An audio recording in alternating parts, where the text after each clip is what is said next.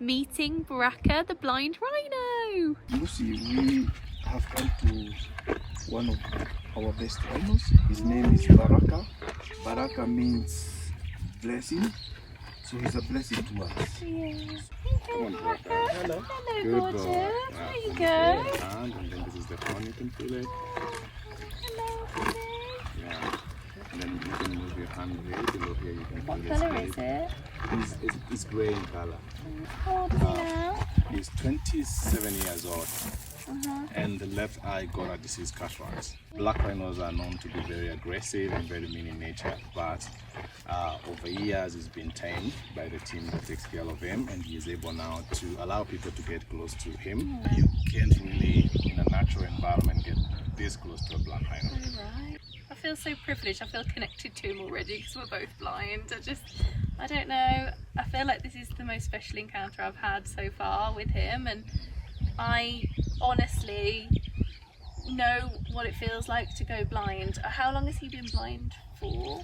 He was 14, he's now 26. Okay. Yeah, so for all those years he's been blind. Uh-huh. He now lives here by virtue of practice. He kind of knows how to wander around. Yes. You have also been trying to help him and aid him, but now he's kind of doing everything by himself. He knows where the watering hole is, he knows where the maiden is, he knows where to go and feed and browse. So he's kind of getting accustomed to this place. Oh, that's so sweet. How long has he been here for? For 14 years. 14 years. So Yeah. you look after him. Mhm. So how long did it take him to adapt to where he was and stop bumping into things, or does he still bump into things? He still bumps into Does things he? once in a while. Mm-hmm. But he also uses his senses to kind of follow, especially the smell. So Yeah. he can follow his own scent by smelling on the ground and knowing the tracks. But also animals have well-defined tracks in the bush, which they normally follow, especially going to key areas like browsing areas and watering areas. Does he use his horns? I mean, looking in the surrounding area, James, can you see trees that he's bumped into? Yeah, You yeah, can? yeah. You can tell where he's bumped to, or some of the thickets that he pushed his way through because Right.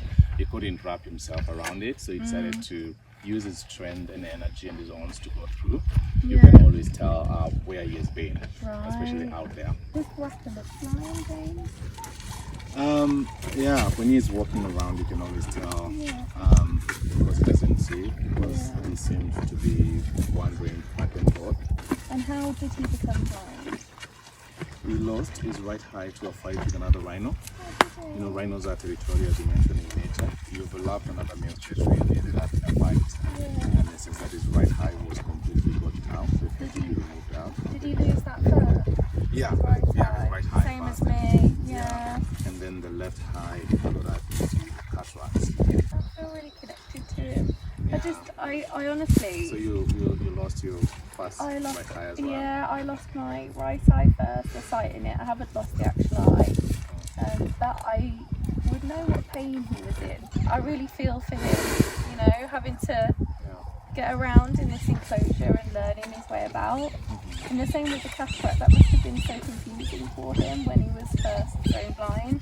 Was he upset in any way? Could you tell that he was upset? Yeah, he was very upset because, I mean, being blind wasn't normal to him. From the age of 1 to 14, he was roaming free out in the wild.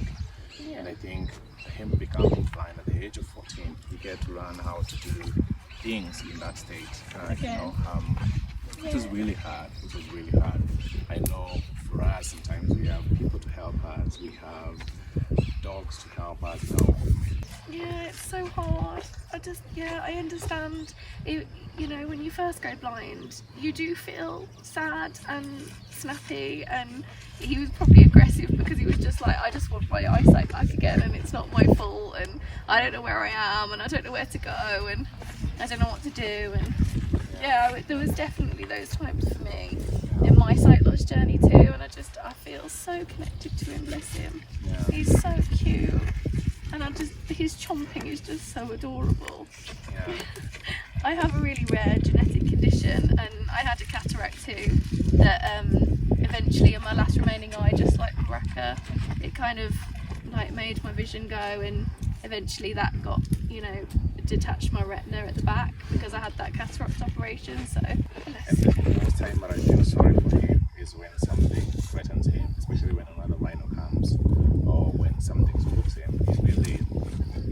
so aggressive, he's so defensive, and then he runs for his life, and then he blindly hits into trees. So we try to keep the environment as safe as possible, so that there's nothing that comes to destroy him. I'm so glad he's learned his way around. That's the beauty of using your other senses though. Like, do you see his ears turn towards you? Is he more responsive than other rhinos to his name? Absolutely, yeah. So when you call him, even if he's from a distance, you can always see he's twitching his ears to kind of listen who is calling him, and he will always respond and come to see who is calling him. Him being so vulnerable in this conservancy, I'm so glad that he has you guys, because there's some moments in my life when I just wouldn't have been able to get by without the people around me. So it's really sweet that he has you. Yeah. It's an amazing team that takes care of him during day and night to just make sure that he is safe and everything around him is safe, and also his environment as well, just securing his environment, making sure there's no breakages, there's no other rhinos or other animals trying to come in. Catch more of my Kenyan adventures on the travel show, out now on BBC iPlayer.